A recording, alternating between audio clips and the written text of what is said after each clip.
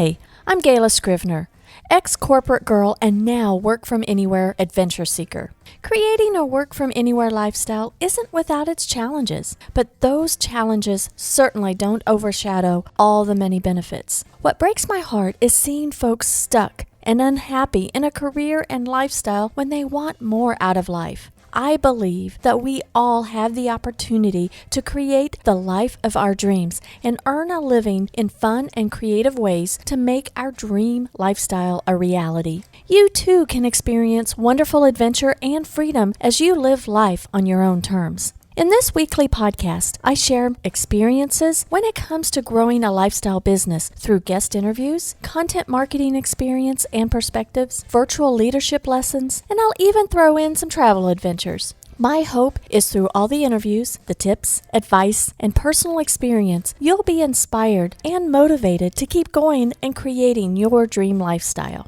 Life's an adventure. There's no time but the present to live life to the fullest. Hi there and welcome to the show. I am so glad you're here. Today, I'm going to get into talking about the ideal frequency to post your content. When I'm talking about content, let's think about that word content. That is such a vast subject, isn't it? Content is practically anything. That's social media, that's blogs, that's podcasts, that's videos, actually, it can be direct mail. There's so many things on different platforms and just everything. Your website, content, such a vast subject. But what I'm going to narrow it down to for this episode is talking about the frequency for your core piece of content. Your main message where all other messages stem from. And what I mean by core piece of content, that is picking one of three mediums to consistently publish. Either choosing a blog, a podcast, or a video. Whether you want to produce what I'd like to call a magazine or a newspaper, a publication in written form, that's your blog. Or if you want to produce a consistent radio show, that's your podcast. Or if you are into video and want to do your own TV channel, there you go.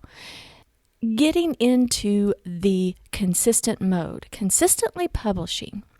What's that secret frequency that you should do? With this core content, you'll see many folks do all three, but they worked their way up. If you're at the beginning of your content journey and building your business through content marketing, don't get overwhelmed and think that you have to do all three. Stick with one and be consistent with it. But do you want to know what the secret frequency is? How often should you be publishing either your blog, your podcast, or your video?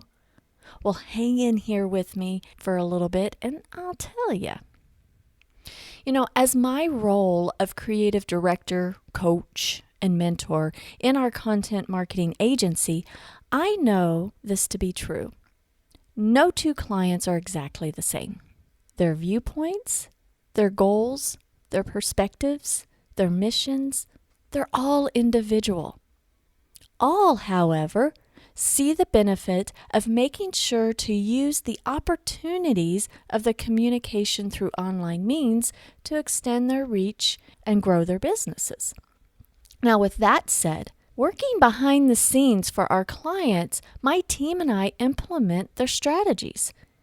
And wouldn't you know it, even though many of the tools and systems are similar, their strategies differ. That gives me the opportunity to learn firsthand what frequency of posting content is ideal. I listen to the recommendations of those who I study and follow. And over the years, here's what I've discovered. Here it is. The magic frequency of posting your content is the frequency that you can commit to and to stick with for the long term. The more you focus on it, the faster it will develop and grow, and the easier it will become. It's truly that simple. It is the posting frequency that you can commit to. Make that commitment. I do believe, and hear this advice often, that publishing your core piece of content of your blog or your podcast or your video should be done once a week at a minimum to really ramp up your online business. And if you aren't publishing yet, I'm not going to lie to you or sugarcoat it.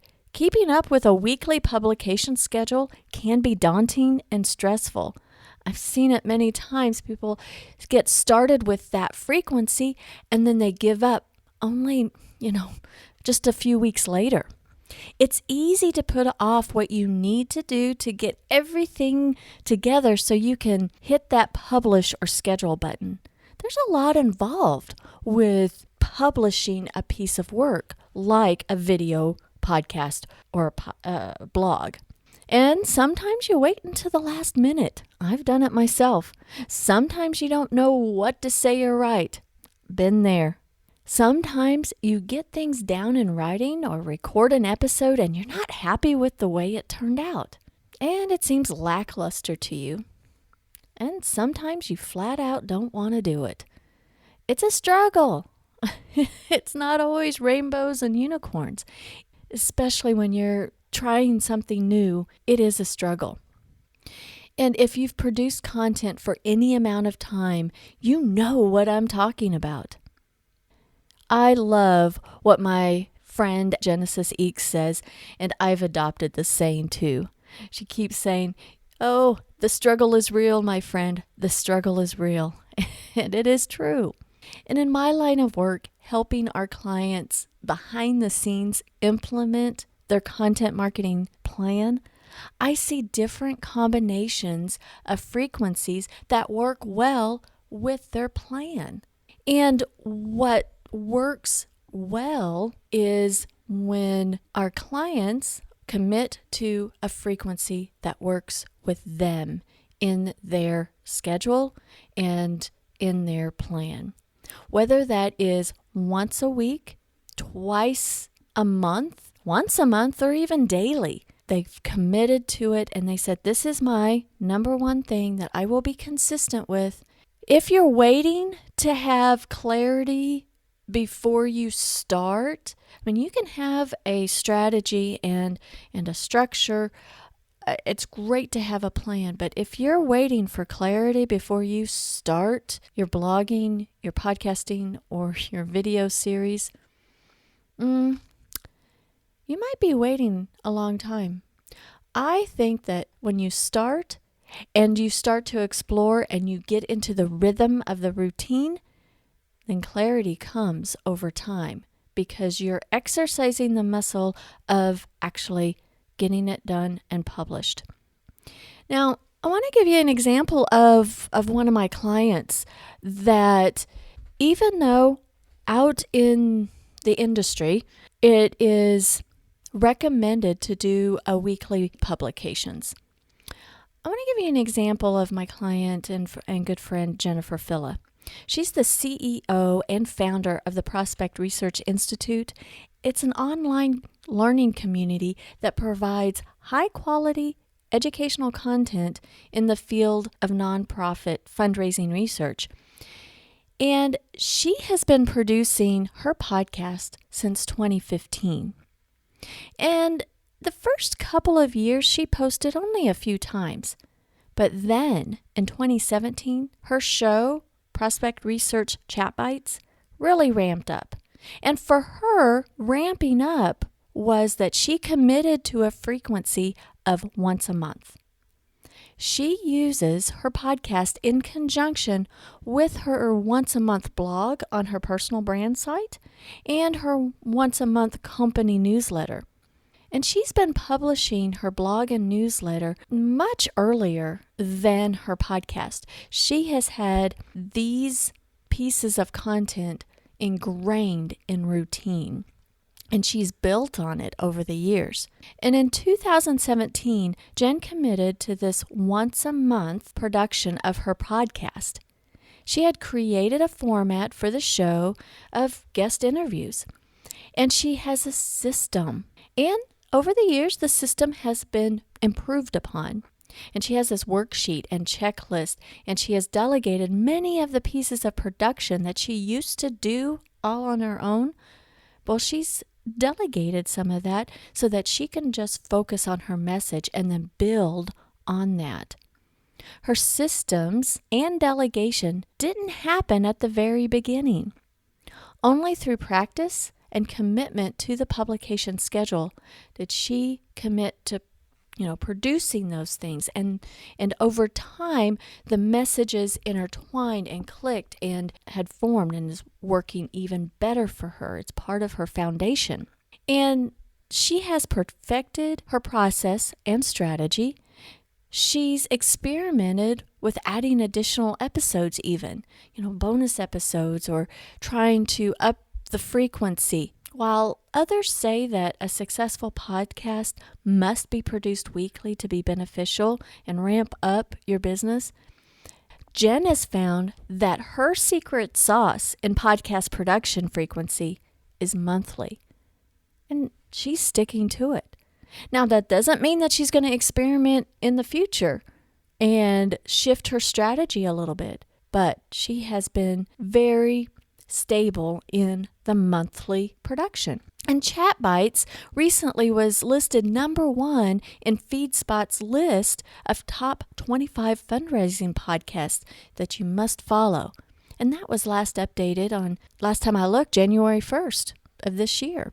I'm super proud of Jen, and it's just exciting how this has evolved over the years. And the point here is that producing her podcast does not have to be weekly to be effective. It works very well with the other elements within her strategy and her content marketing plan. Now, Jen's niche is a narrow one, so her audience isn't millions of people. And instead of focusing on how many downloads she has, she's focusing on messaging that serves her audience and committing to a frequency, that her audience can count on and she can easily produce. Her podcast is intertwined with so many other content publications that she does, and it works with her overall building a tribe strategy to serve the nonprofit and fundraising community. And Jen is really rocking it when she comes to demonstrating trust,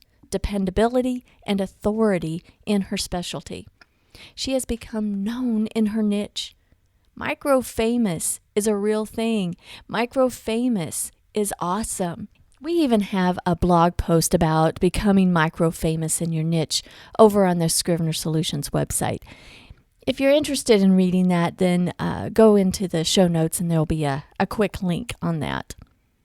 So, as far as frequency, for Jen, monthly is working well, both within her schedule and how it works with her overall content marketing strategy.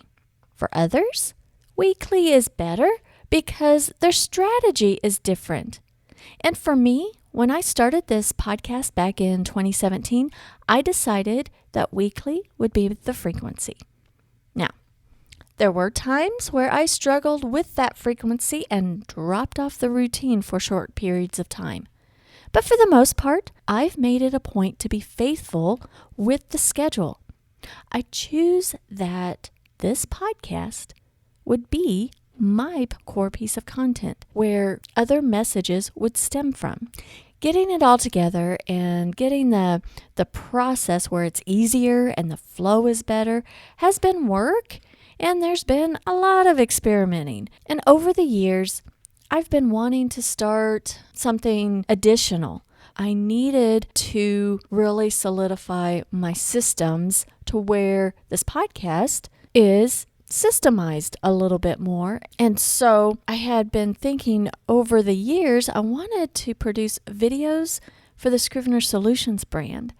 And I imagine these videos to be how-to tutorials and thoughts when it comes to tools and philosophies that we use when it comes to content marketing. I make these videos all the time to send to my virtual staff and even clients to show them how to do various things.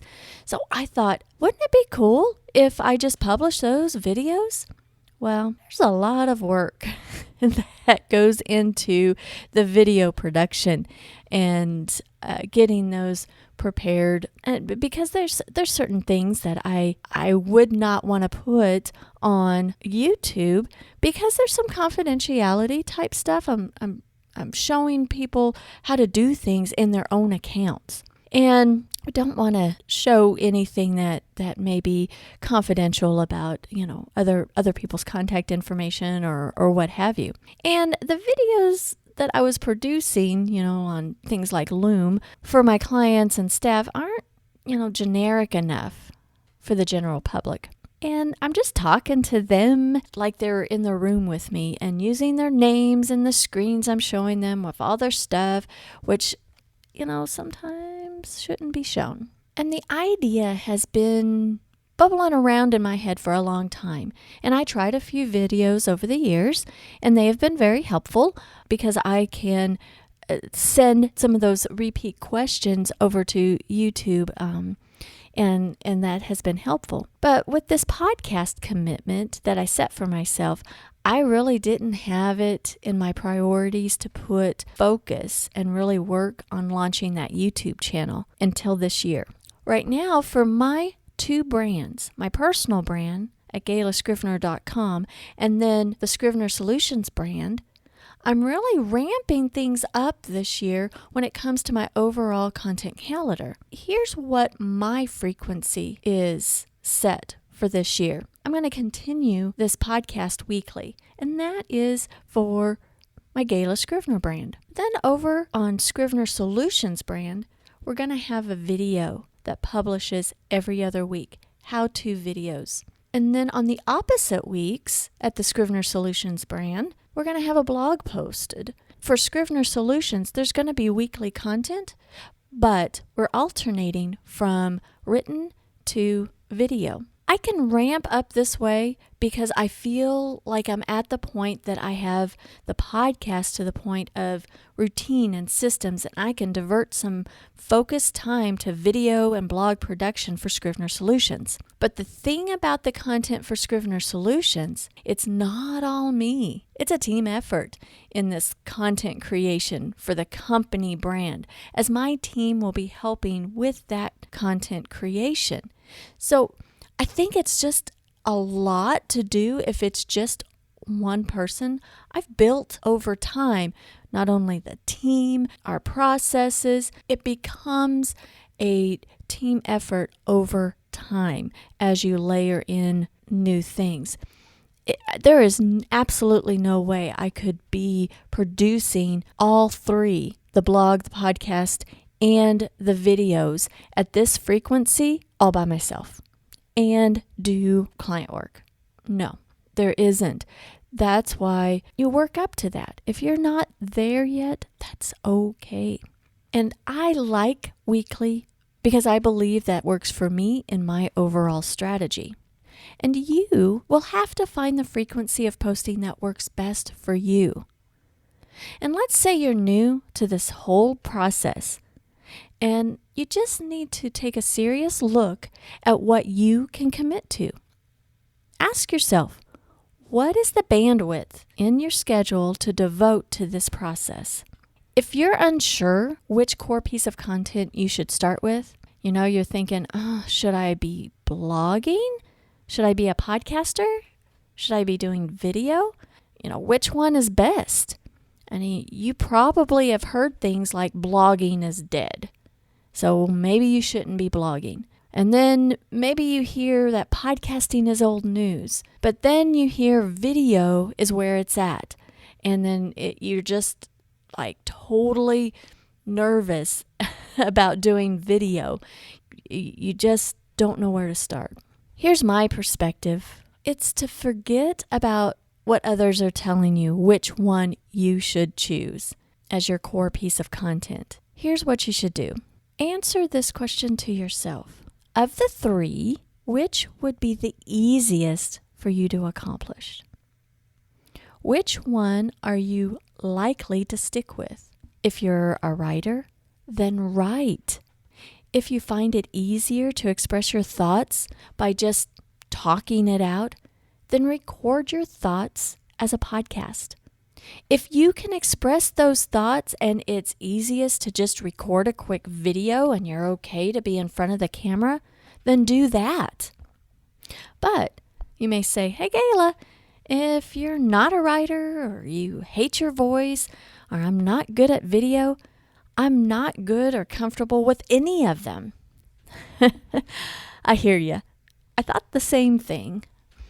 Getting started and keeping up with it isn't always easy. Expect some internal resistance and the feeling of wanting to stop. In order to improve, you must practice. So you're going to have to swallow the big pill of which one and which one is the easiest path for you. And they all may not seem easy, but if you pick one, and here's the key, commit to it. Commit to say, okay, I'm going to commit to this and see if the process will get better. Because I guarantee you, the more that you do, the easier it will get. It'll become more like second nature.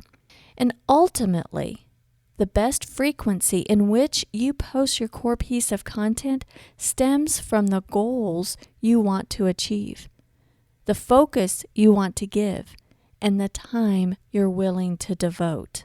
With Jen, monthly works well for her overall goal and strategy that she has developed for her business. That doesn't mean that her strategies won't change in the future. That doesn't mean that she won't switch things up from time to time. You keep what's working and make the process easier, like second nature, so that you may place your focus elsewhere to further your growth. For me, weekly works well in my overall strategy to achieve my business goals. Is weekly easy? Does weekly put a strain on my schedule? Yep, from time to time. But over time, I've developed ways to make things easier for myself and streamline. For example, for producing this podcast, to make things much easier where I don't have to think so much about the process, I created a checklist of all the tedious tasks that must be done for just one episode. I didn't want to do, first, use my brain power to remember all the details, and second, ensure that I didn't forget a step. That checklist has turned me into delegating many of the steps to the members of my team. But then there's the flip side of things. Let's explore just a bit about not posting very often or sporadically. And quite frankly, that's exactly our frequency when it comes to Robert and my travel blog. I've been there doing that. We have a podcast that's ironically called Been There Doing That Podcast. And a website with a blog and a YouTube channel. And many of our Overlander friends publish their content on a regular basis, like once a week, to grow their following. It works for them. It grows their following. And growing their following is super important because the travel adventure stories are a part of the way, if not completely the way, they earn their living. And there's the potential there that, if we did consistent content over there at Been There Doing That, we would grow our following. We would serve that niche. The potential is there. And I mentioned it the other day to Robert about getting on a more regular schedule with our travel videos and our podcasts. We get comments all the time from folks who want to hear or see what we've been up to. And it's weird to me, but I have to say, I like hearing about other people's adventures too, so why not? The Been There Doing That podcast, it's never really been a focus for us to really grow that brand. That has always been our playground. Our focus has always been on Scrivener Solutions, and that's where our business and how we earn a living. And our lifestyle business, we are creating a business around our lifestyle, not a lifestyle around our business. But it kind of gets blurred, doesn't it? Especially when you are living the dream. So I asked Robert about ramping up Been There Doing That content schedule to see what that potential would be. And he's reluctant, honestly. I mean, first of all, I think he gave me a reality check. It's like, okay, what's the bandwidth that we have in our schedule to do that? And besides, he told me that if we committed to that publication schedule, then the whole process would be like a job that we have to adhere to deadlines and such. And that's so true. It's very true. It becomes, part of your job. And when you want to turn something into a revenue generating avenue, of course, it becomes work and a job. And it doesn't mean that the work isn't fun, but focus and attention are necessary. His comment reminded me that we created Been There Doing That as a fun and creative place just for us. We share it to the world when we get the chance. We experiment on the website and we do things that, we know how to do and things like that. And it's pretty cool that there are folks out there that are interested and enjoy our content. And we use the Been There Doing That platform to develop our skills and learn new things when it comes to podcasting, blogging, or video production. It's our playground. And our goal for that website and that content we produce around it is to keep it fun. The content is basically documenting events primarily for us to refer back to. It's like our photo album, if you will, our journaling. If others enjoy it, are amused by it, or even if it helps someone to be inspired to have their own travel adventures, fantastic. How wonderful is that? Now, whereas I was thinking that we needed to be consistent with Been There Doing That and felt pulled in that direction, Robert's gentle comment of reminding me that Been There Doing That is our fun place and he didn't want to turn it into a job, I really respect that. I really appreciate that. Our goal is totally different than what we would have and set forth for Scrivener Solutions. Our content frequency is different. In fact, Been There Doing That has no set posting schedule. We aren't gaining a big following there, and we are perfectly okay with that. It's our fun place where we can share our adventures with friends and family. So however you're creating content and what your goals are, what your bandwidth is, bottom line, your secret sauce for the ideal posting frequency for your business growth is an individual recipe. First, what are your overall goals? And how does your core piece of content fit into achieving those goals? Choose a platform, a blog, a podcast, or a video.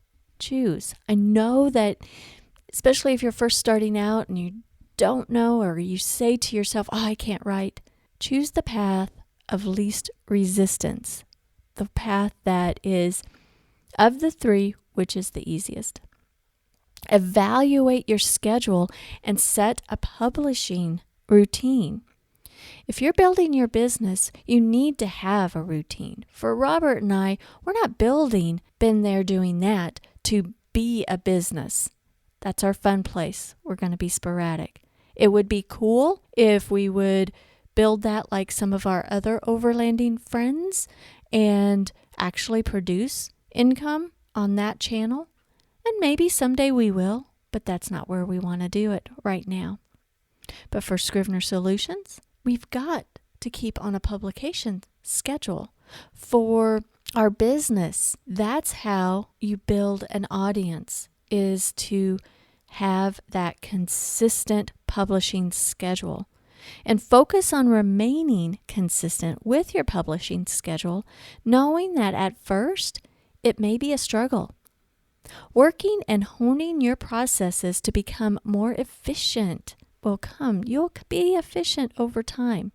Your content production will get better and the process will get easier. Your core piece of content, no matter which one you choose, your blog, your podcast, or your video, is the foundation of the platform you are creating for yourself and your brand. This is the way you open up the avenue to build relationships and to grow your business, because this is the way for people to discover who you are, what you stand for, and how you can help them. To build your business, continue to strengthen your foundation. Well, I think I'll just wrap things up by saying thanks for joining me today, and I do hope you found this episode helpful. If you're into podcast production mode, and that's where you'd like to go, if you would like a copy of that checklist that I developed for myself and my team, I've whipped it up together. We have it on Scrivener Solutions website that you can download. You can just go to scrivenersolutions.com/podcast checklist. Maybe that it might help you in your production. And if you haven't done so already, I'd be honored if you'd subscribe in your favorite podcast player. Well, thanks for joining me today, and until next time, have a fantastic week.